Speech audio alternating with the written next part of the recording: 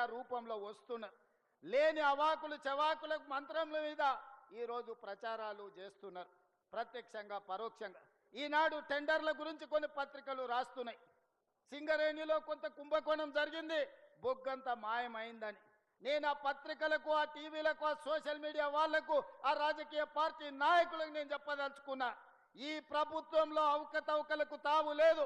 అనవసరమైన ప్రచారాన్ని, తప్పుడు ప్రచారాన్ని కల్పించడం ద్వారా అపోహలు కల్పించి మళ్ళీ శుక్రాచార్యుడు, మారీచుడు, సుబాహుడు బలపడడానికి మీరు ప్రత్యక్షంగానో పరోక్షంగానో సహకారం చేస్తున్నారు.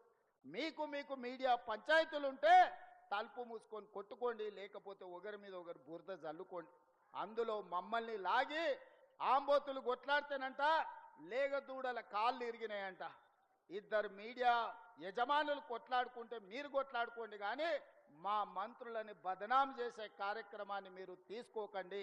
దయచేసి ప్రత్యక్షంగానో పరోక్షంగానో మీరు రాస్తున్న రాతలు, చూపిస్తున్న చూపులు మారీచుడి సుబావులకు, శుక్రాచార్యునికి సహకారం అందించినట్టుగా ఉంటుంది.